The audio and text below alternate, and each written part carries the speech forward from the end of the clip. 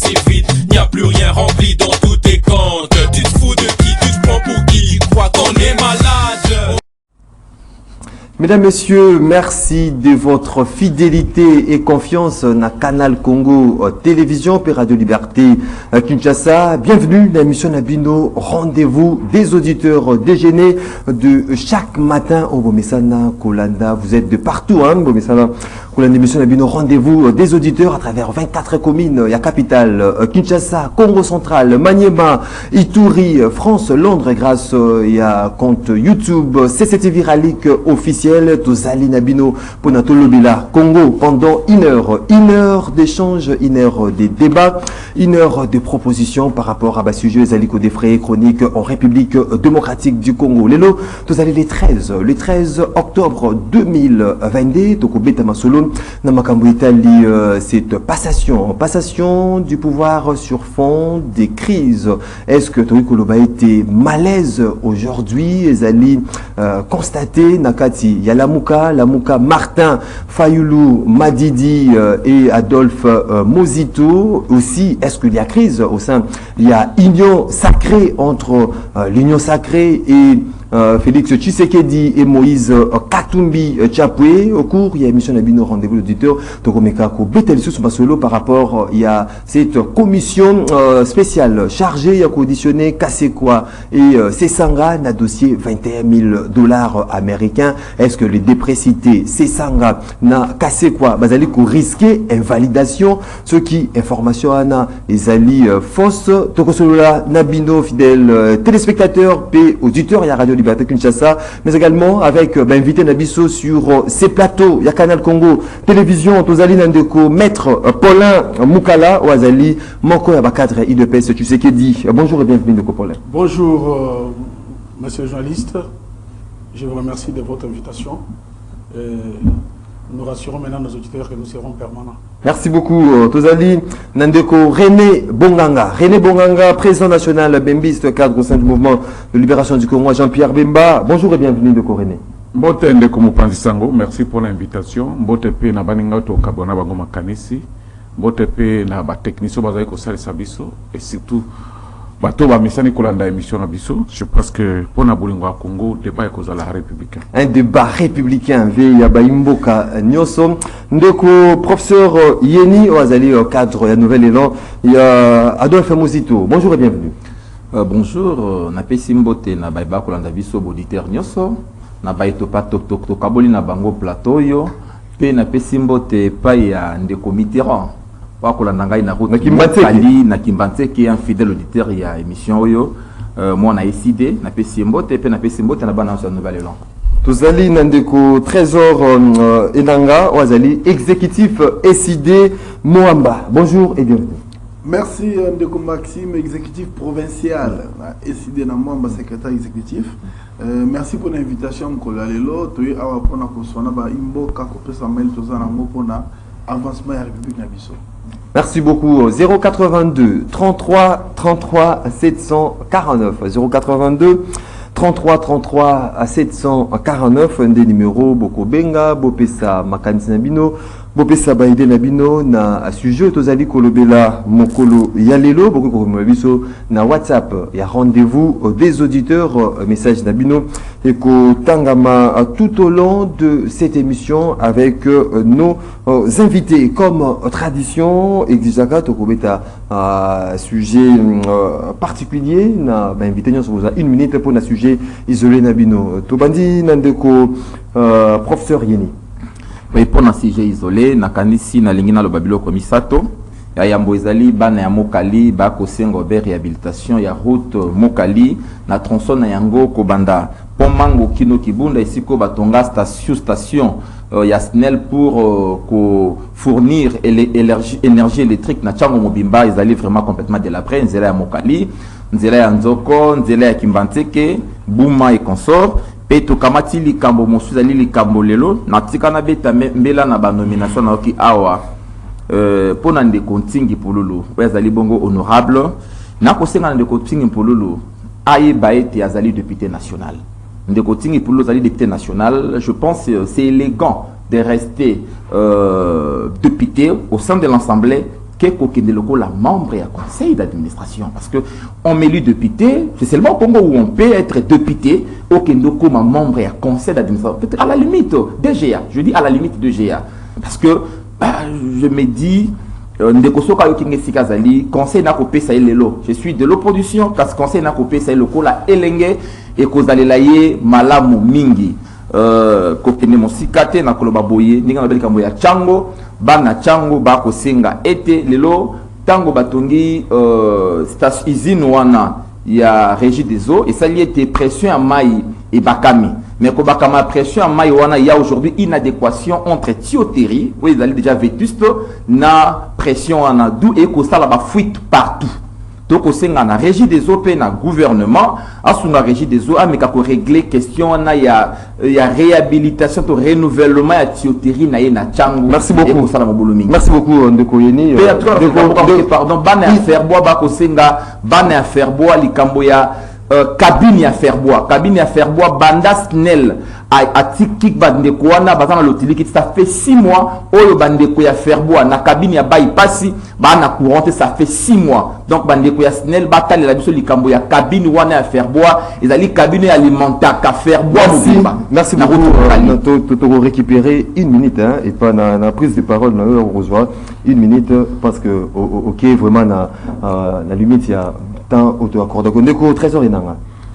Oui, merci. 1 minute nangai nako consacré yango pona bandeko na biso Yves Bouya benga kaming ba bolokotier mokolo ya lobby na pasaki yango na président central Makala pona ko rendre visite na bandeko baza victime ya injustice ya pouvoir illégitime issu ya fraude électorale na remarqué pe bandeko ba ebisi ngai basali 1 semaine na kati ya prison centrale ya Makala bazali na maïté. Je me pose la question, je me dis, République lokola Oyo, ville lokola Oyo, prison déjà surpeuplée parce que nombre de détenus au bazar lelo ils a largement dépassé na oza qui prévu na conception en prison là, mais au komona na mokola lelo bana mboka au bazali kuna et belé bazar kuna ba pesinga bakala bango ba lobby depuis à compter 3 ans 4 ans ba déjà été plénier moi na raté ma fandi wana. Donc, ils allaient dans une situation très déplorable. Je demande est-ce que Wana Bazali na charge d'attribution à justice, paye attribution à desservir Maï, tout l'outil qui n'a qu'à la prison centrale Wana Baï Bakeba Bazak Nobaba Ndeko. Malgré les camps comme les Bango, Baï va tenir compte dans la condition de vie na Bango parce que Wana est vraiment inhumain, totalement déplorable dans ce pays Nango à Tamukete. Merci beaucoup Ndeko Paulin Moukala. Merci beaucoup Ndeko Maxime pour la parole. Nangai nazako consacré yango na ko pesa courage na ba congolais na ba congolaises nyonso pour de tout ce que notre armée est en train de faire à l'est. Boza la Sima et à Mokonzi Mboka pour pesa toute votre confiance dans l'armée Nabiso. Ceux qui nous attaquent aujourd'hui savent bien que la République démocratique du Congo c'est une belle femme. Yangwana Bazoya pour attaquer Bisso avec la bénédiction de certaines puissances occidentales. Cette fois-ci, moi, je préfère que tous les Congolais qu'on se prenne en charge, et ça, les Cambouya gouvernementés ou bien à Bakonzité, que les Congolais aussi dressent leurs fonds pour dire tout haut ce que la fameuse communauté internationale est en train de faire contre le peuple congolais. Quand un Ukrainien meurt, il crie, mais quand un Congolais meurt à l'Est, il ne parle pas. C'est comme si les Congolais n'ont pas d'âme. C'est pour cette raison-là que je lance un appel à tous les Congolais de se prendre en charge. Si tous nous allons commencer à parler, à faire les manifestations, cette fameuse communauté internationale va nous écouter. Qu'on ne laisse pas seulement aux institutions, que tous nous soyons soudés, comme un seul homme, pour que l'ennemi comprenne qu'il est déjà, à mon avis, déjà tout le monde y est. Mais tout le cas, qu'on s'est divisé dans un moment où vigilance paye ça là. Et il y a aussi de ces gens de faux pasteurs, parce que les cas, au moment où on a eu, Batoualeki, Barwandais, Monaki, Batumoko, Bayaki, au moment où on a eu, on a famille, ce sont des pasteurs. Quand on a tout dit, Bango, Baouti, Naba Congo. Vous êtes un pasteur, mais apparemment, il y a une morphologie à Batou, il y a un grand beaucoup de Congo, côté Est. Alors, tant que tu as pêché la police, Batouana Bakimaki. Donc, pour un côté de la politique, il y a un pasteur. Nous devons tout faire. Parce qu'il y a la technique là-bas, aux évangélistes. Donc vous devez être vigilant sur comment vous avez non asa évangile ça y est pour les paroles tout le parce que tu dis que bateau contre ma part bateau témoin de Jéhovah les batamula mais bango bateau ça bateau SCC communauté une personne le bateau voilà tout ça nous devons être vigilants. Merci beaucoup Ndeko René Bonganga. Merci. Nazalaki na sujet particulier mais ngana rebondi mon cœur na une minute au professeur Utikolo Balikambo a PC conseil malamu et pas ya Singi Pululu. Moi je vois que au union sur les alliés mabé, les alliés conformes na mobé coliconzité. Est-ce que ceux qui ont député ba nommé administrateur est-ce que les alliés compatibles na musala zali ko sala je ne pense pas parce que union sur to quoi lo ba photo talakanano constitution et lobinini règlement d'ordre intérieur et assemblée lobinine. Alors ceux qui allaient congéner la disposition je ne pense pas qu'elle convenait à Kozal. Mais au moins, à côté de ça conseil, on a vu que Moutounion soit pas nommé à Zara constitué bien avant. Alors est-ce que conseil a dit que Kozal a malam ou tout ça bon. Je ne vois pas que bon, sur le plan constitutionnel, on regarde aussi un règlement d'ordre intérieur convenient à Kozal.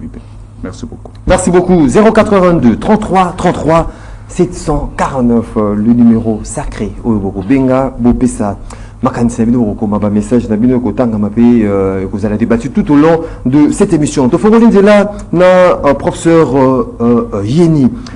Qu'est-ce qui divise? Est-ce que Mokolo Alelo Tokoloba été malaise et ali constaté puis observé au sein il y a la mouka entre Martin Fayoulou et Adolphe Muzito et déversé vase les ali cérémonie les ali qui organisé tout récemment il y a passation de pouvoir passation des pouvoirs sur fond des crises. Est-ce qu'aujourd'hui les ali ambition politique il y a l'idée donc Martin Fayoulou et Adolphe Muzito qui aujourd'hui crée scission entre la plateforme. Bon, si cannabis ça va Congomani boye, tozali na trois grandes principales alliances en politique. Tozali na alliance d'opposition, topé autobien la résistance. Tozali na alliance électorale, na alliance de gouvernance. Les lots tozali na biso na bandeko ya SID na baninga mosusu tozali na kati ya lamuko to bengi zali plateforme topé alliance ya résistance et salami sur fond il y a offre politique mon côté. Notre objectif majeur est d'obtenir la vérité des urnes parce que les Congolais doivent retenir ceci, il ne faut pas personnifier la vérité des urnes. Ça c'est un principe qui sous-tend pratiquement l'effectivité de la démocratie. Beaucoup qui personnifié. Non, je ne dis pas ça. Je dis que on ne personnifie pas la vérité des urnes. C'est un principe où ils allaient et kangamina et ils allaient même une essence à démocratie.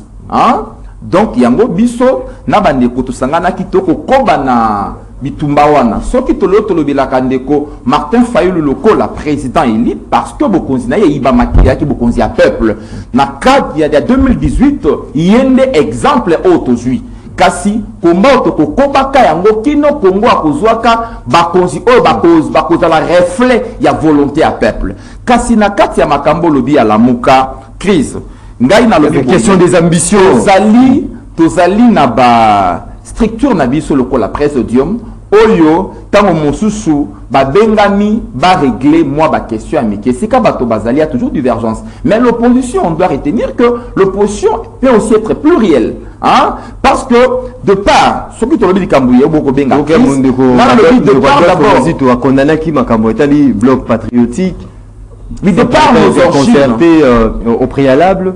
Oui, de par nos origines politiques, il faut savoir que Nouvel Élan, Ezali, parti Oyo, Eko, Ebotani, et généalogiquement sur le plan politique, et na Lumumba, Gizenga, ça pratiquement une philosophie. Bande konabiso a décidé, bande ko misisa bango Ebotani na kati ya IDPS. Ça aussi c'est une autre philosophie. Mais dans l'école Mibalé, ceux qui vont ensemble, il ne manque pas de divergence. Kasi Kolobalelo Bandeko Tokabwani, non, on est encore ensemble parce que il y a pas un acte attestant que tozali à kokabwa. Comme si bloc patriotique, leader Adolphe Muzito a soulevé Maramutali bloc patriotique, mais également ambition par rapport à présidentielle il y a 2023. Likambo ya bloc patriotique na kwebisa yo boye. Ezali lokola ndeko Maxime ngai na ibio téléphone, hein, na ibio téléphone ngai moibi. Yo kei epa ya René Bonganga, oyo azali oyo na tekeli téléphone, hein. Oebisi ye bokende bosangana po bundisa ngai. Nakanisi ngai nazali voleur, ndeko yo receleur, ndeko René Bonganga, oyo pardon, receleur yo victime. Boko sangana ka ndenge nini biso to telemelaki komona tango oyo bandeko na biso ya nouvelle long bandimi ko sangana na ndeko Kabila oyo biso soki loto ko benga likambo ya bandeko na biso ya SID likambo biso tango tozali toko ba likambo ya vérité des il pas batte Kabila salaki volonté à peuple te yango biso bandeko ya nouvelle la ata mokolo moko te tokondimaka to sangana na Kabila oyo a dépouillé peuple na souveraineté donc likambo olobi ya ambition. En tout cas, chaque individu, chaque acteur politique azali libre ya exprimer l'ambition na biso loko la partie politique. Nous désignons des candidats na ba niveau nyonso. Et quand to komaka maponomi, ce qui to kosalaka ba alliance mena électorale, to kotalaka ba nani en fonction à quelle offre politique to kende na bango. Pour l'instant, c'est pas une question oyo to kobeta na kabature, non. Merci démocratique. Fait que vous remarquez que précipitation et ça la mine. La démocratie. Dans la démocratie, c'est la tolérance, c'est l'acceptation des règles pour conduire la démocratie. Merci beaucoup. Donc, René Bonganga, est-ce que situation actuelle dans la Mouka Adolphe Muzito et Martin Fayoulou, ils allaient quoi arranger, puis de nos côtés, il y a Union Sacrée, dans un moment où c'est tir croisé entre Moïse Katumbi dans Félix Tshisekedi par rapport à conception même, il y a Union Sacrée. Merci pour la malouba. Je pense que autour des questions à la fois, je ne sais pas ce qui n'a pas répondre tout, mais Malandi, professeur Malam, on a bien de Koranga, mais je n'ose reconnaître Tongo à Bundi Mingi pour Aloba. Les Congolais ont besoin de la vérité. Et cette vérité-là, j'étais le premier Yakuluba Yango Awa. Vous savez comment et combien de comités, Fingangai, Balobanangai, tout ça. Ndeko. Et cette question à malaise, cette question, il y a divorce et banda qui banda kala. Vous avez ensemble déjà. Muzito a soulevé des choses. Ce qui est grave, na kanisaka que Martin Fayoulou a un statut à président de la République, président élu, mais Nami Kosaki. C'est Muzito. Muzito a un politicien. Et il a un cohérent. Le premier ministre, alors bongo. Deuxième chose, ne connaît pas où tu colobawa. Makamba bloc patriotique ou ana Martin Fayoulou na azwa SID bakende kokota. Na lo baka ngwa. Vous savez combien de fois banda ko benga ba pele ko critiquer ngai tout ça bonabo. Non, mais c'est la vérité. Ko lukate o bomba bonabo. Tam mozito alobi clair. Yo ozo ya ko beta munoko wa o kende bok. Non. Lo baka bokabwani na point wana. On dit qu'on peut cet exemple. Quelle victime, c'est la démocratie. Si pas on peut c'est comme on dit la démocratie. Il va pas prendre tout ce qu'on crée débat, mais tikelanga itali kamboyo na fingama mingi na zaka mutali boso nde kwa ebingai ndenge na likambo nga mutamanda lo bana plateau oyo. Mais je vois que bande kwa SID ce bakoko sala congrès moko boye ya ko recadrer Fayoulou ko za malamu. Ni mon le président. Mboussa Mouis Akimi Fayoulou. Bemba Akimi Fayoulou. Mozito Akimi Fayoulou. Mozito Akimi Fayoulou. Moketu Akimi Fayoulou. Donc batona nyonso bango kama mabe. Malamu kaka Fayoulou. Vous savez, vérité ezali tuti. Au moins nazolo bali kamboyo. Victime la même chose, vous allez constater aujourd'hui dans la Union Sacrée avec Moïse Katumbi. Na Imbo Kabino à Union Sacrée. Na ko senga na bande ko ngai ya SID wa bande ko finga ngai ba mitera tout ça. Ba benga pewa ba senga ngai ba excuse. que makambo nyonso bana koloba ozalaki na raison. Vous comprenez? Ça c'est clair. Vous êtes à l'objet clair. De quoi linga na ebi ke azali professeur à l'université, moi diplomatie ezalaka mais l'objet va ndeko ke bozali assemblée te. Cause ezali ke Fayulu akepa Kabila. C'est clair.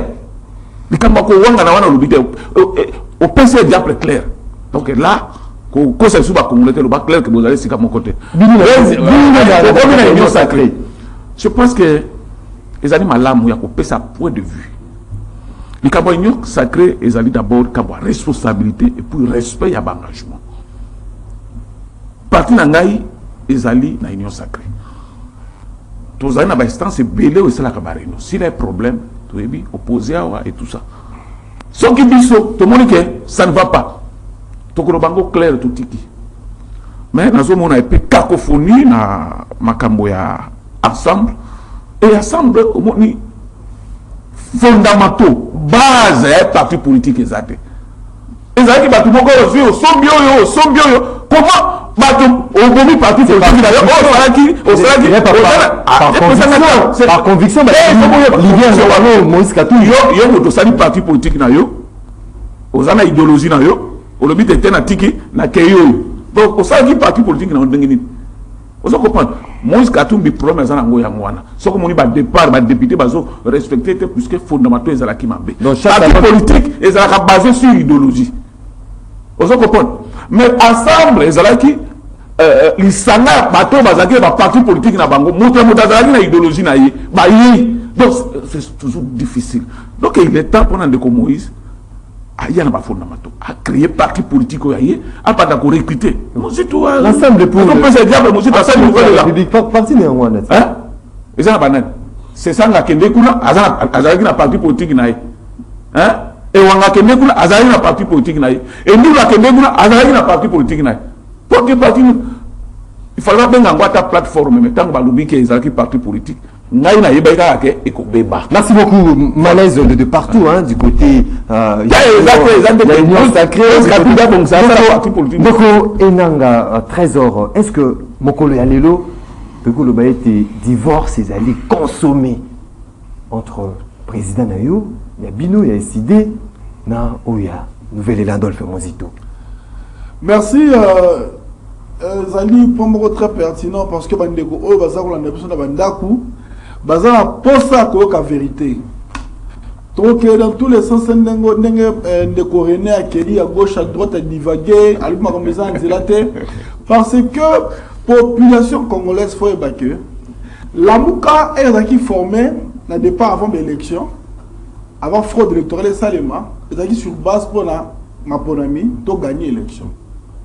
Peuple senga qui biso na triomphal. Ceux qui veulent ne pas sabino pouvoir Sangana et les opposants de l'époque Sangana qui tout le monde to quel être comme la pour ni des individus va se retirer à la Mouka to quel na pour la police ni ba là que na la police sérieusement na si on va coûter de Rochadar ne Rochadar la police. Le président il Martin faut gagner ma ponami. Ma ponami a une volonté à la population et pas ma ni à Congo. Ma une volonté à peuple n'est pas pour que le président lui Martin Fayou. To cheminer ensemble là bandeko. Ba on va conquérir ba monter. Pona manque idéologie to pour nzala. Ba ni négocier l'ambo. Ba ni moko. Mais tout ce kala qui tina souka na bato bazaki encore la volonté de continuer au la mboka. Les logos dans la nouvelle élan, le nouvel élan, problème est-ce que divorce du coup vous allez consommer? Divorce exact. Bien la libération des alliés, conflit des ambitions des alliés. Comme les amis, c'est simple. Tu combien comme bloc patriotique. Tu monde bande comme baïba qui pas pour ami. Baza ko keneli sous na sens ya ko tompier semi. Pour la coller, bah souvent pour la mise à Koya. Bande comme un carton Batelemi, 4cc. Bah protester Batelemi, Mila Pro. Bah constituer bloc patriotique dans le pays. Comme on a nios, on se voit que Makambo ça qu'on est malade ou té. aya kosanga na biso po tobundisa yango toganye makambo ya seni e tokolonga makambo ya seni mutu na mutu azongi la plateforme bino bokei boconsulter partenaire bino privilégié te oyo ezali nouvelle elanga mozito yebake na kati ya lamuka baparti politique egardaka autonomie ya baaction mpe ya badécision s'il vous plaît na bloc patriotique s'il vous plaît bon déstabiliser ndeko rena déstabiliser population te avec utilisé comme ya Kabila pour na kolakisa bato ke de Martin Fayulu azali mutomala mutu toza digne le président lui Martin Fayulu digne de ses noms. Bloc patriotique parle pas de Kabila non mais c'est bien bloc patriotique créé par Milapro religieux religieux créé par laïque basali appel et l'appel basali mutu nyonso aye beaucoup de nyonso kuna mutu nyonso aye à l'exception nouvelle là alors mutu nyonso o alingi kobundela pour la seni ayaki et tobundi toujours konye kobunda mais mutu azala kati azonga la plateforme na ye pour continuer combat na ye ndeko nouvelle là le bien moi clairement ce qu'il faut que chaque habile encore centré à d'autres patriotiques pendant que ça le coûta d'autres patriotiques est créé par Kabila et ça créé par la laïque il y a des protestants il y a des catholiques mais pourquoi vous tombiez la vérité à Moka Kabila créé d'autres patriotiques parce qu'on cause un nani est-ce que l'ambition l'ambition candidat président de la République en 2023. Candidat président de la République 2023, c'est normal parce que si des candidats qui congrès qui s'engagent. Donc on est obligé puis c'est obligation telle. Parce que bien que la Lamouka tout ça a autonomie d'action la carte à la Lamouka. Chaque parti le donne de s'organiser et organiser sa base. Dans le cadre de ça qui congrès la mission qui s'engage. Tu produit manifeste et la 4 heures tu conclure que le président élu Martin faut te reconduire comme candidat à SID en 2023. Donc moi je suis la Mouka de l'ambition candidat président de la République. Ce qui est la Mouka justement elle banaki qui a ambition candidat président de la République. Moi c'est pas ça l'histoire pour lui. Et c'est quand la Mouka nous a la champion même à candidat pour la terreur à Ebi. Là Moïse, parce que candidat président de la République. Là nous tout bon nyoso parce que candidat président Mozito. Bon, je ne sais pas mais seulement, elle va retenir qu'il loi par rapport à l'électoral, qui nous sous, déclarer nous sous. On est de remonter faire c'est quand il y a autour de la Congolaise à Nord-Ottabiso. Na Mouzitou, Premier ministre Mouzitou, na failli nous dans Sana Kabila. Merci beaucoup. L'histoire à Mokao. Merci beaucoup. Non, mais c'est pour vous dire que les Kamakosa na Kabila, ils ont ressortir tel Kolamaï, ils ont tiré épingle na Kati, il y a jeu. Les Kamozali, il y a bloc patriotique, créé par les laïcs, protestants et catholiques. Oh, puisque il y a qui n'a pas pour la Bitumba, il y a loi électorale. Merci beaucoup, Ndeko. Merci. Merci beaucoup, Ndeko. Trésor, Ata, nouvelle est là, va dénoncer, essayer aussi qu'un bloc patriotique. Non, essayer écouter qu'un bloc patriotique, terre et contre la terre, seulement si, na combat à loi électorale. Le combat qui est maintenu, merci beaucoup, pour que l'élection 2023 est en affaire d'électoral. Merci beaucoup, Ndeko. Paulin Moukala. Est-ce que ça vous arrange débat parce que et pas la débat les amis tout comme on a plateforme il y a une ligne politique la biso union sacrée tir croisé entre leaders avec même lieutenant il y a leader voilà tous allez comme mais également côté il y a décidé leader gestion il y a ambition est-ce que tu reconnais kaka na modèle oh na mboka na biso est-ce que c'est pour les intérêts il y a population ou bien pour intérêt il y a politique de vivre. Merci beaucoup, Ndeko Maxime. Nabanzi, je viens après 3 interventions. On peut s'en moi pour que Nambeka Kokota na Makambo na Oyukawa. Parce que Balobaka, son ezakana agité. On se regarde son ata azana ajnini. Mais je préfère que nous tenions un plateau à tout la vérité. Pour Nanini, tu es pour tout ça peuple. Heureusement, j'ai aimé. Mon ami professeur, il a dit que alliance Nabango Zaki, alliance à résistance. Ça, c'est bien dit. C'est-à-dire que sur le plan idéologique, Bazagina est le côté. Alors, au jour d'aujourd'hui, moi, ça ne m'étonne pas. Parce que Batoualiboso, il y a ça là, bloc, autre qui est bloc social, les catholiques, les protestants, c'est un bloc social. Nous avons un bloc patriotique, et Zali, messieurs Martin Fayoulou Madidi, ou à Fadenhouse. Pour rappel, peut-être au Bossanaki. Et il y a des images. C'est pour cette raison-là que je dis que les loyaux, Azaki, monsieur Adolphe Mozito. De quoi normal, la web c'est que nous avons un Kabila, nous avons un bloc patriotique. Le bloc patriotique,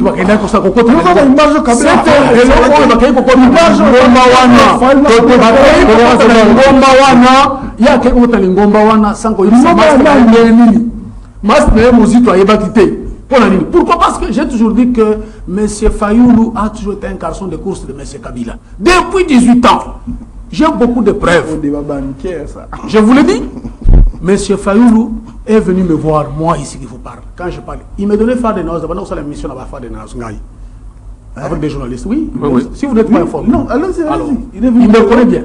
Il est venu me voir, il me dit, dites au président Tshisekedi, Andy Maba député, 49 députés, aux années 2011, Parlement. Qui l'avait envoyé, c'est M. Kabila? J'ai dit des choses avec ma main sur la poitrine. N'importe quoi. Alors, c'est pour vous dire ceci. Acquaintance de Kabila, il a toujours été un garçon de course de ce pouvoir de 18 ans. Ça ne peut pas nous étonner. Mais le comme c'est qu'il est en train d'utiliser, M. Adolphe Mozito comme moi, marche pied naïe. Vous comprenez? En politique, il n'y a que des intérêts. Alors, je comprends tout simplement que M. Adolphe n'a besoin à comprendre qu'il faut rejoindre quand il y a véritable même situation, parce que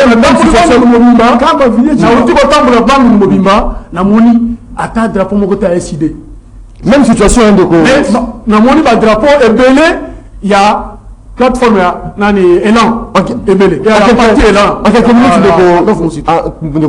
même situation aussi constatée dans la union sacrée, c'est tir croisé entre Balietino côté kuna Moïse Katumbi dans Mopandi à Balietino il y a Félix Tshisekedi.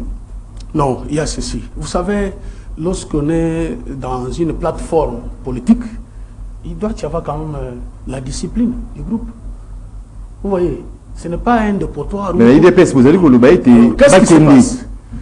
Vous savez, dans ce pays, pour Katumbi, pour à côté frontière Nabiso, c'est grâce à Félix Tshisekedi. Il avait été chassé ici comme un chien. Tout le monde a des images. Mais c'est Félix qui a fait que Katumbi retourne au pays. Mais même si on est ingrat, on ne peut pas avoir un pied dans l'eau, pied au sous Liban. Non. Montre-nous vraiment la véritable couleur. C'est pour cette raison. Non. Non. Au moins, acte à Moutou, et comme il s'est dit, hypocrisie, on a créé, et on a mis le là. Mais qu'est-ce qui se passe? Parce que les lieutenants, ils font, si ceux qui font la politique, il y a alors qu'il y a un ils vont perdre les pédales. Alors à ce niveau-là, il faut bâtir les Congolais en basant la logique, il y a chef de l'État pour que tombe la politique. Mais ceux qui ont lié, aux autres, la politique à leader. C'est ce qui a amené beaucoup de gens, même dans la FCC.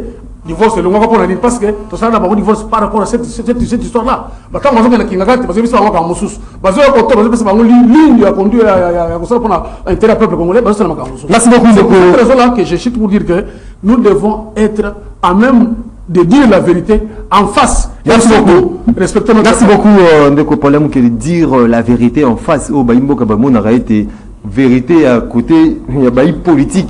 Ils allaient pas si makasi. Ndeko Yeni, n'invitez ça parce que vous avez 2 minutes. Est-ce qu'aujourd'hui, la commission au Itamaki, après adoption, na plénière, commission chargée, à auditionner, casser quoi, na délice et sanga. Est-ce que vous avez risqué invalidation? Ceux qui m'ont collé était information, on appelle ça qui va confirmer qui dénonciation, il y a Martin Fayoulou, il y a $21 000 comme salaire, comme émolument, il y a des députés, ceux qui allaient information est fausse. Est-ce que vous mériter, vous risquer invalidation? Vous avez 2 minutes. Un des Congolais, ngana zali professeur. Mbongo bafuta ba professeur ngana yebi yango. Professeur mokoti akuwanga na ke professeur yeni ayebi mbongo bafuta ka bango. Kase quoi? Délit c'est un garçon de député. Au bafuta makana fin du mois. Donc je pense ceux qui va lobby li kambo ezali oyo bango bazwaka na mesa na bango. Mais ceux qui bino bobeta kalisolo ba mbongo ba professeur, mbongo ba enseignant pour la unité bolingi mbongo pia ba député l'Obama. Pourquoi il y aura une catégorie qui va pratiquement un privilège invisible? Nous voulons la démocratie.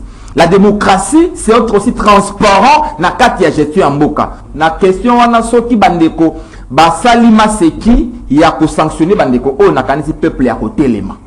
Moi là du côté même majorité na opposition parce que bandeko balobika ka oyo bango bazwa. C'était pas ceux qui allaient à l'Okuta. Au moins que image paye à institution Assemblée nationale et na beto ya moto bati la kaye mbongo na enveloppe biloko na sani ayebi motu ya na ngonde ya lobi. Ceux qui a kosi mais ako bondir ma preuve ninga azwa kayango. Au-delà, na que des soko na pesta no yanoana, na que des soko na que ko kulba obande ko balobi awa.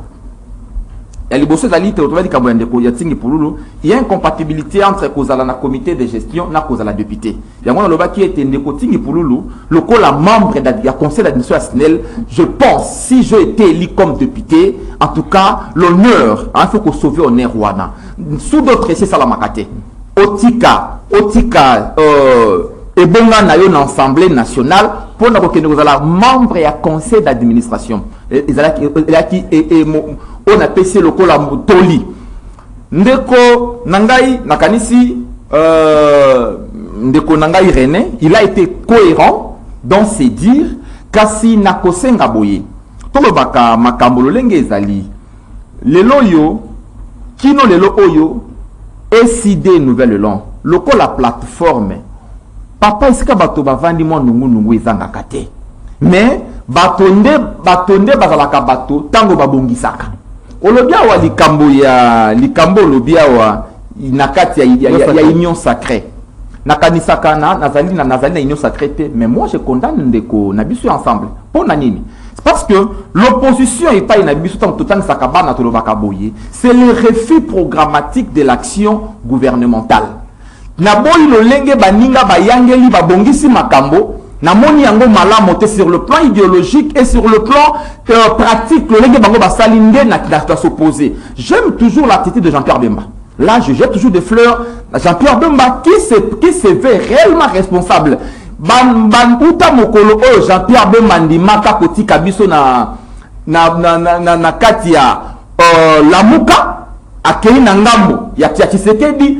Nano na mona tende pour Jean-Pierre Bemba kozonga sima la sim c'est ça un homme et c'est ça que je na respecte Jean-Pierre Bemba na ba choix na ye Jean-Pierre Bemba c'est un monsieur qui quoi assumer donc wana côté que na pesa que toujours ba fleur kasi bande ko ensemble ba ko assumer kasi likambo to le bia pour conclure likambo to le bia ya bisona na kati ya lamuka to kokoba bitumba na biso il y a vérité de zirne de l'engin de nous oui parce que c'est pas une plateforme idéologique si l'idéologie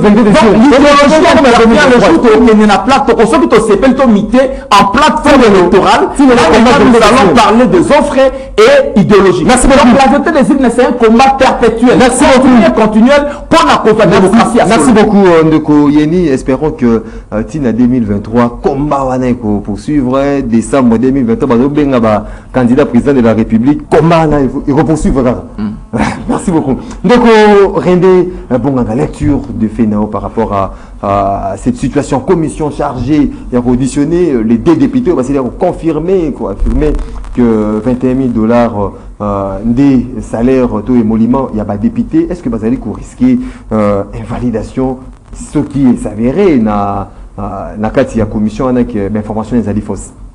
Merci pour la maloba mais na kozonga moi mukesima je pense que 2 minutes à chacun. Oui bandeko ya biso ya nouvelle là na SID balobela ba congolais vérité hein bokabwana kala mozito ekolo bango publiquement Bon, yo koloba bozali vérité des unes. Aux nouvelles, l'entendez nous babaka. Ensemble. J'ai été victime ici. Tant on a le bas makambo. On va aller ensemble. Baza ensemble te. Baza ensemble comme ça. Mon zito sola la du makambo ya lobi akosilika. Mon zito a lobi que na kanisa que Martin Fayulu azumi joua comme président élu. Mais zo bana mikosaki. On est basé ensemble. Mon zito a lobi que to kamoni na ye parce que ye accueilli à Zongeli Kabila. Bloc patriotique et sika Kabila zali ndeko lobi yango clair. Au cause ba congolais te bloc patriotique motali boso bi misali kamoni zali Martin Fayulu na Fanden House. Donc ne quoi tika confusion wana. Ba congolais bazana besoin ya vraie formation. Vous comprenez? Makambo ya vérité des unes monsieur. Nouvelle land de Kautuko le bas drapeau ils a kuna ils a pour la nouvelle vérité des unes. Bon préparer l'élection. Martin Fayulu a fait un livre comme on a porté le bambon à cause de l'élection. Œuvre scientifique, hein? Ça, c'est du pas. Œuvre scientifique. On est quand on a de l'eau. On a pas pourquoi. Mais il a dit un rappel de l'œuvre scientifique où il a continué à d'autres que Bazoteka. Est-ce que nous des œuvres scientifiques Azoteka. Ah, nous avons pour l'élection. Alors, on dit l'élection, on dit vérité des yeux. C'est confusion, c'est ça. Donc, bref, dossier à SID dans la Mouka.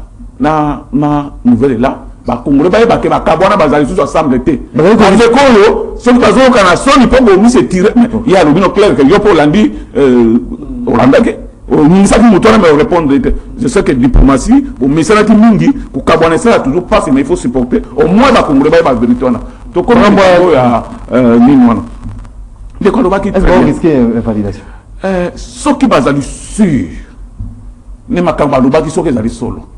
Donc, on a validé la vérité et que vous allez menacer soulèvement populaire. Quoi. On a c'est ça qu'on a prouvé que pour tirer la tembe, on a banque 21 millions. La zone ici en monde. Maintenant, tout le monde a tâté, tout le monde a eu zone sata, $1000 que oh les arrêtés mongoana. Kaka auto zoaka mais vous zoaka boni ya yango, vous on va voir ko savana. Vous zoyango bolé, mais bon donc soki oboyi kamwana oyo ki ba congolais mao zwango mwana oyo na yango te ngai ba pesa ngai boyi na yo kaka président SID azong saka mbongo moko boyi soki ezalaki mbongo wana 21 000 wana ngana sepela mingi mais tout cas ils bima bozui esika ke boyebi te mais lelo kaka o mbongo bona bomoni kolanda Martin Fayulu te c'est ça ngatali kamba komina yango. Merci beaucoup. Non c'est là souki ça rapidement bref makambo wana justice ezali ba règlement d'intérieur Assemblée nationale ezali soki c'est sanga azali innocent akutikala innocent. Merci beaucoup. Soki akosaki etali obeleyi. Merci beaucoup ndeko trésor enanga ces dossiers création à cette commission déjà au niveau il y a SID vous allez s'inscrire contre création il y a cette commission tout le monde qui député membre il y a SID à deux nombres sur le baki il y a une commission budgétivore on a dit au monde en importance na ngoté aujourd'hui il faut que ça là makambo ils allaient avantage il y a population au lieu il y a qu'on s'attarder dans toutes ces considérations ils allaient que profiter de la population té na replacer moi mais na raison rappeler pas de coréné pour na koebisa encore à formula matone ayoka abandeko bana banda kuboyoka bloc patriotique ezaki appel ya ba laïque catholique et protestant de convenir à ko tomber vérité pour y a ko kotisa mitu ya batu que ne ko président élu Martin Fayulu ali bongo te mais yeba ke ba congolais bana ndak ba yebi valeur peu dignité mona mobali wana ya congolais biso to ko bunda pour la vérité des urnes to ko tika ka bitumba la te tant que élection crédible transparente peut apaiser au seul marque dans mon côté jamais te retrouver à combattre donc le combat tu continuer malgré la divergence de vue dans quand tu bis on a pas nouvelle là mais le combat vérité des urnes oh général bino pour ça issu la fraude électorale pour nous supporter combat là to yebi que tu as mal à l'aise to tika te combat là tina suka vérité jusqu'au bout jusqu'au bout si vous programme le vrai président élu le mboka o ne combat donc on a Martin Fayulu les président c'est le président élu avec 69,9% dans mboka o et ça vérité on t'en remirant vous avez que s'inscrire en faux déjà contre procédure les alliés enclenchés dans l'Assemblée nationale. Procédure les enclenchés dans l'Assemblée nationale, ils sont sur fond et article 121, il y a un règlement dans l'intérieur, il y a l'Assemblée nationale. Mais le président élu, Martin Fayulu, et à chaque dossier, mais ça a dénonciation des députés, et que sur fond, il y a un contexte politique, sociopolitique, tout ça dans le monde. On dit que nous avons des médecins, nous avons des professeurs qui sont la grève. Oui. Est-ce que c'est encore si? Nous avons des médecins qui sont la Bible, Le problème est résolu, monsieur. Ce n'est pas encore résolu. Bibo B. S'il vous plaît, député français, député américain, avant que touche moins que député congolais. Le français touche 7200 euros. Imagine que député français et député américain va toucher moins que député congolais. Le député congolais a l'équipe en haut. Est-ce que la connexion de notre contexte a posé contexte à l'autre que sur plus à moment avec ça, les députés en a, ils allaient à meilleur budget. Donc tout ça tardé à débat à insulter. Ils ont passé près de 20 millions de dollars, il y a supplément, il y a monde. Mais alors quoi depuis normal pour rechecker question la place publique pour la volonté corruption à ciel ouvert et zali muto gana ma polémité azoluka asubé ba député après ça bango bongo pour luka légitimité bon à l'interne et on peut se tomber on a décidé tout ça là communiqué depuis fin du mois le 30 septembre et moi parce que l'on dit simplement tout ça qu'on exige enquête financière sérieuse pour être dans les cas financiers c'est mal à parler maintenant tout ça qu'on exige des missions en bosso il y a un bureau là faut que camarade parce que si on compare bureau en bosso n'a pas bureau de collecteur de pays ça dit c'est le bureau le plus nul. Merci beaucoup. Donc on conclut le peuple a dans la main le peuple a la situation oyo to que non tina suka. Merci beaucoup. Donc en conclusion merci beaucoup. Non il faut annuler un bon moyen de s'adapter bazoli ça salaire normal. Merci beaucoup Ndeko trésorier nanga Ndeko Paulin Mukala tout ce qui c'est dans la studio après donc indi ndila sing. Merci beaucoup Ndeko Maxime pour na mutuna oyo ezosenga tozala na respect pour na peuple na biso. Pourquoi? Parce que dans un pays normal oyo biso RDC ola muka na Tongo obanda ko pesa ba montant oyo ba député baza kozwa sans preuve toza ko le ba droit actori c'est un député qui dit ça. Actori incumbit probatio. La charge de la preuve incombe à celui qui allègue. Vous avez allégué, présenter la preuve. Dans le niveau à l'hémicycle, ce n'est pas parce que vous êtes député et que tout vous est permis. Autant le règlement d'ordre dans Bango. On dit qu'un député ne peut pas tenir des propos qui peut soulever la population qui a la preuve. On n'interdit pas. Mais on vous dit de tenir vos propos avec preuve. Mais ça, pourquoi quitter le seul but, je le dis bien, but on va douane parce que nous savons les aides pour soulever la population. Non. C'est ça l'animus no kenni. Je le dis bien, l'intention était de nuire. L'intention était de nuire. C'est pourquoi je le dis. C'est ça ma mentor, c'est un avocat comme moi. Intention naïe et ça qui non, ne sais pas les intentions. C'est pourquoi je vous dis ceci. Il n'y a pas de preuve. Il n'y a pas de preuve. En tout cas, on va sanctionner Bango. Pourquoi? Parce que l'intention était de faire validation.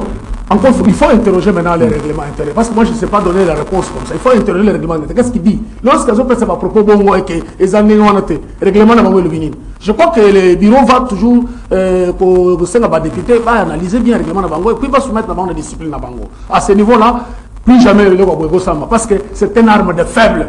Après avoir manqué d'arguments pour faire ça, non, à des allégations. C'est les inégalités. Mais tu présentes à ce pays. Moi, j'ai amené à ce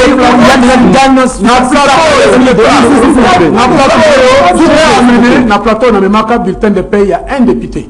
Si vous n'êtes pas informé. Et les invisibles. C'était le 3. Et les invisibles aussi. Et les invisibles. Professeur, soyons élégants. S'il vous plaît.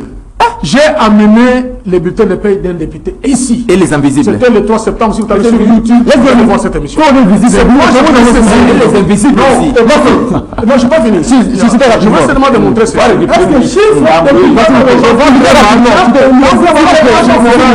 les invisibles. Moi, je ne vous dérange pas. Super rapidement. Soyons élégants parce que nos auditeurs sont en train de suivre. Le problème, c'est que soyons sincères et responsables aussi. qu'un matin vous réveillez, vous commencez à alléguer des mensonges. C'était dans les seuls buts de soulever la population et exposer les autorités au mépris de ces Merci beaucoup, Ndeko. Merci beaucoup, Ndeko. C'est le moment, s'il vous plaît. C'est un moment où il y a des téléspectateurs, des auditeurs, qu'on a vu à travers le monde. Tout autant quelques messages. Après, tout Kennedy Singa. Bonjour, M. Maxime. Fayoulou et Mozito, tous sont les assoiffés du pouvoir. Donc, ils sont déjà en séparation. Ndeko Jean Lambert, qui nous écrit depuis quelque part. Bonjour Maxime, sur base de quoi député Naba ministre il faut bazala na salaire koleka médecin puis écart ezala makasi pour l'état des droits ndeko Joël depuis Lemba. Citez-moi un seul politicien qui n'est pas assoiffé du pouvoir, monsieur faut pas dire n'importe quoi. De Pascal Kinyati qui nous écrit depuis quelque part. Lorsque vous écrivez les messages, beaucoup de sous-souté parce que bon, peut ça a difficulté. Ma casse, il y a autant de messages d'habitude. Donc ça sert à rien de il y a combien de sous bandeko. Vous allez qu'on a l'émission à Tongo Alilo. Bonjour mon frère Maxime, que René Bongaga nous explique d'abord qu'est-ce qui se passe au sein de l'Union sacrée qui est de venir faire Kisongi entre Mozito et Fayoulou. Dr Boki, depuis Ndjili, Dr Boki. Vraiment, président René Bonganga, Azali prophète politique, pour Makambo Yalamukala, Martin Fayoulou, Mozito Aluba Yango, Mebandi Makaete, Kasilelo, Tosuki, Wapi, Bapesa René Bonganga, raison. Pour ensemble, il y a Moïse Tatou Mesa crise entre les leaders Oyoba Composa qui ensemble wana certains députés babomi idée à Moïse ezali libanda ya union sacrée yango ba comprendre bazolongwa na bango na union sacrée eza crise te ndeko Serge Mombito depuis la commune de Makala. On va lire rapidement. Salaire ya ba député et yebani ezali 16 millions de francs congolais. Mais bah, réserve invisible, carburant et autres ndé et komaka 21 000 dollars. Bah, fonctionnaire bazouaka bah, invisible était na réserve. Rendez-vous 2023 beaucoup dégagé. Bonjour, les profs doivent savoir qu'il existe une différence entre un membre actif du comité de gestion et un membre passif qui peut valablement combiner avec son statut de député. Voilà de quoi plus prof, il faut noter. Maxime, félicitations pour Namosala Malamu, Nazotuna, Michel Koyapa. Michel Koyapa Azali. Michel Koyapa, il est DAF, hein, directeur administratif financier. Il y a CCTV. Michel Koyapa Azali Ndeko. Bonjour CCTV. Mozito Azalaki, Premier ministre, Asalaki Lini pour na peuple. To voter na présidentielle 2023. Samuel depuis ville Bétukuit. Oh, Maxime Tounan de René Namboso Oyo ba député Oyo Bazali na ba groupe armé ba Sengaki liste à s'expliquer article 4 na 21. On va prendre quelques bateaux au Bazali na standard. Allô, bonjour. Alors, bonjour, et surtout papa René. La pêche de musique au courage d'Enga Kabonina Foyoulou. Pour Foyoulou 2006, à Taïa Jean-Pierre Mbemba, 2011, à Taïa ITP, 2020, Taïa musique à Kepa Kabila. Moudouana, Nagadina, Foyoulou, on va les loter, on s'en a Kalibela, Nalibela. Oh, à Zaki Kataputa, Kabila, Kotaki, Nandi, Toko, Kabila. Yangouana, Nada Lomatake, Batunios, va soutenir Foyoulou, va soutenir Kabila. C'est ça, c'est merci. Merci beaucoup. Merci beaucoup, papa Matondo, depuis Mongafoula. Rapidement, hein, 30 secondes à chacun. Il y avait intervenant. Allô, bonjour. Allô, bonjour, papa. Bonjour, bien, au Bengibiso, puis comment on peut de quoi? Depuis Mokali. Depuis mon Kali, le pasteur Kanik, la zone où on a des connexions, il y a la Mouka. Bon, la Mouka est allée partir dans le bichot de l'Inami. Mozito, Fayoulou Azali, Moutaza Moutaba Paler na Congo. Tout le monde est comme Sanga Bonganga. Nani, président Naye, Bemba ye asutena Kabila, asalana Kabila, aliana Kabila, Muzito aliana Kabila, communicateur ya M23 lobaki ye batravailla na Félix uta Félix na zwa bo konfité azalaka na ye bazala bakoro basinyaka na ye sikoyo koloba ndenge nini fayilo kezala na Kabila. Merci beaucoup. Aujourd'hui, dernier intervenant. Allô, bonjour.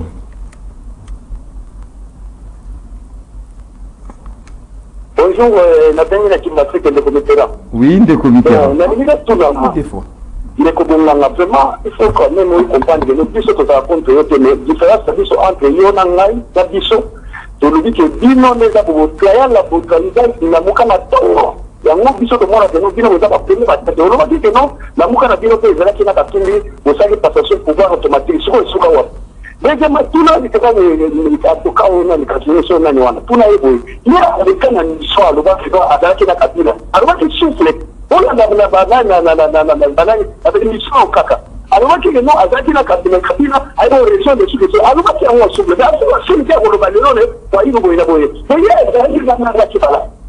Merci, merci beaucoup, Ndeko Mitterrand, depuis Kimbateke. Bobenga, vraiment, na standard, hein, au lieu Benga. Allô, bonjour. Bonjour, Ndeko Manzi. Oui, au Benga, tu comment il peut m'accompagner?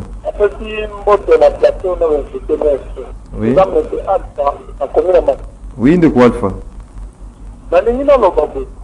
Pourquoi nous commençons à faire des choses qui nous permettent de faire un bon parole, comme nous avons fait pourquoi donc c'est ce qui est aujourd'hui que comparant problème notre relève à problème donc nous avons pour le la député par le succès pour la taille à ce thème là c'est comme il a c'est ce qui dans le but de ce que la communication est-ce que n'a pas pu parler d'un nombre de délai est-ce que nous parler d'un colon à travers le but de sauver. Merci beaucoup. Merci beaucoup Ndeko, c'était les moments de téléspectateurs NAB auditeurs. Tozongi rapidement sur ces plateaux pour conclure l'émission avec invité Nabiso.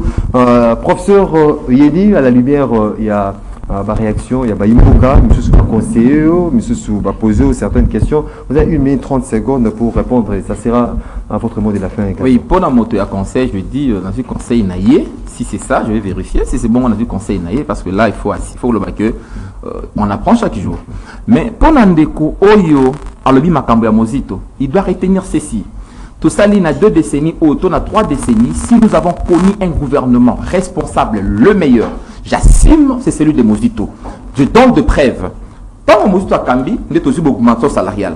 Non seulement Foutinho, mon abisso, il y a 10 milliards, mais également, tout aux Anango, Transco, bancarisation, et Congo Airways, Ezali, Chito, Totongi, barrage électrique, Ezali, œuvre de Komozito. Donc, les lots, Misala, Sala, Nakanisi, Bolanda, qui dit qu'on a conseil de gouvernement, comment le conseil des ministres, le chef de l'État actuel demande à son gouvernement de reproduire la période de Mozito. Donc, il demeure encore ses fins techniciens, ses fins technocrates pour ce pays. Et Nabi Sibino, j'ai eu la chance, c'est qu'on va dans un leader rébellé, ce qu'on va dire Nana Mozito, Nekonangai, Okosepela, Olobi, et ça n'a pas mboka oyo, basé Mayele, peut apporter mingi, il peut encore apporter beaucoup pour cette république. Vraiment, je dis au Congo congolais et Nabiso Tozaliawa, Mozito, c'est un patrimoine à protéger. Merci beaucoup, Ndeko René Bonga. Rapidement, on va répondre à Ndekwana, et puis on va dire Bemba Travana Kabila et tout ça, Baïba conteste ni Bemba à Travana Kabila. Bemba Zalaka nommé pas ordonnance, ni même pas décret loi. Bemba a prêté serment, le Lengi Moko Kabila a prêté serment. C'est ça la différence. Mozito a travaillé avec Kabila, oui. Parce que Mozito a Zalaka nommé en ordonnance par Kabila. Mais Bemba, pas de question. Donc il faut battre Baïba. Très bien. Fayoulou, Azalaki, président de Ekofini, dans l'Assemblée provinciale. Azalaki résumé Kabila. Oui. Oui. Là, nous sommes d'accord. Il ne faut pas. Oh là là. Mais oui. S'il vous plaît, s'il vous plaît. Donc, ce qui Kabila mona que Fayoulou mona que Kabila Azalaki Mabé, il a démissionné la responsabilité naïe et après là, il y a Ekofini. Tant on a député provincial. c'était sous régime ya Kabila. Donc quelqu'un ne peut pas nous dire le contraire. Ce qui beaucoup ça bango ndenge botemaka na ba séance était pour si comme corona séance était comme bino. Na uti kala pembeni yao. Vous comprenez? Donc il faut tous arrêter clair. Na sepeli na émission à lelo ndeko ngai andimi na miso abiso ke bakabwani. Bato Mitterrand na ngati na kanisa ke soki ko benga okosenga nga ba excuse ndenge finga ngai ke na kosela ka Martin Fayulu Kabwani na Moïse Katumbi akabwani na Bemba tu sais que grave ou que tu peux aboyer. Merci beaucoup Ndeko René Bonganga Ndeko très agréable. Na bandi ke bandeko balandi émission leo ba mo ndenge nini Ndeko Bonganga buki okuta abuki lokuta la comme le président Martin Fayulu le peuple a béni à recadrer personne qui est nzela. Donc zaki le Kamora malam na mokolelo mais par rapport à l'article 121 il y a l'Assemblée nationale pour la composition en commission pour la comme député et l'article 121 ba ko commune souka ba député par obligation de sauvegarder honneur, dignité à fonction ainsi que image de marque de l'Assemblée nationale. Est-ce que l'Assemblée nationale a une image de marque? Et donc, on côté, il y a un autre qui est député, on a cité. Au-delà du salaire, on a bulletin de paie, on a 28 000 pour faire un lobby. Il y a 28 000 $. Encore l'acceptation de ma preuve. Et puis, ils sont indignes. Pour payer le cola oyo, tout ça là, $30 pour les Libanais, il y a 50 000 francs. Bon, tu as un individu pour le quoi pour gagner pour l'habiter, bon, comme subir la population, n'a pas ramené moi des simbaté. Corruption à ciel ouvert, tout téléméli en haut, peut-être qu'on dit mango, attends Colombo. Merci beaucoup Ndeko Paulin Moukala. Merci beaucoup Ndeko Maxime. Je voulais seulement dire que Félix Tshisekedi, lui, n'a pas travaillé ni avec Kabila ni avec ce soir. Il est avec M23. Non. Lui, il est là. Il vient de la base. L'opposition. De la base, oui. C'est pour cette raison-là, nous sommes fiers. Alors, la ligne zone, nous devons être vigilants pour les combattants, le peuple congolais, la congolaise, pour que nous ayons cette fois-ci, la vision est tous la diviser, tous la unie. Nous sommes sur Congolais de père et mère. Je salue beaucoup l'élan patriotique, il y a Adolphe Mozito, parce que déjà, à Rosuma Kanisike, ils ont utilisé la marche pied, à son côté, il y a un véritable Congolais de père et mère. Alors, cette fois-ci, nous avons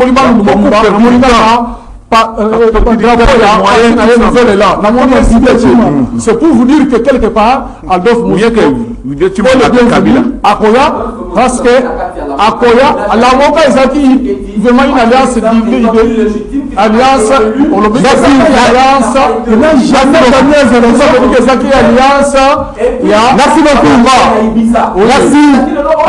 merci beaucoup, mesdames et messieurs, merci beaucoup, mesdames et messieurs fidèles, de Canal Congo, télévision, auditeurs de la 96.8 MHz radio Liberté Kinshasa. C'était un battle, hein? Battle combat, il y a cage, mon collègue Alelo, Nani Abimi, Victorier, Nani Azu Kao, na plateau, il y a rendez-vous des auditeurs, Binomoko, Boko Gigé, c'est par ici. Toti déjeuner Nabino, il y a un tongo Alelo, Bomeli, Angope et Suki, tout ça qui vraiment est bon. Il y a quoi Nabino, mon collègue Alelo, Ndeko Paulin, Moukala, cadre IDPS, Tshisekedi, Ndeko René, Bonganga, président, le groupe, les Bembistes, cellule d'appui à médecin Jean-Pierre Bemba, Ndeko professeur Yeni, cadre, il y a nouvel élan Adolphe Mozito, Ndeko trésor Enanga, exécutif provincial Moamba, SID, il y a Martin Fayulu. Merci. Vous allez qui est belé de partout à travers le monde, mais également ici au pays à Kolanda. Émission Rendez-vous l'auditeur pour la participation de Binopé. Attention soutenue. Merci beaucoup. Une émission réalisée par Moro Njambe. Dieu merci. Kifu Azaki na régie d'antenne télévision. Junior Kassana, régie d'antenne radio. Niwa Pezo, héritier. Tubilano, Christella Luboya. Bazalaki Sima, il y a caméra pour nous représenter image lobby pour les derniers numéros de la semaine de votre émission Rendez-vous des auditeurs. Ça sera avec le même plaisir. Il y a partager na déjeuner na bino. Il y a chaque matin Rendez-vous des auditeurs.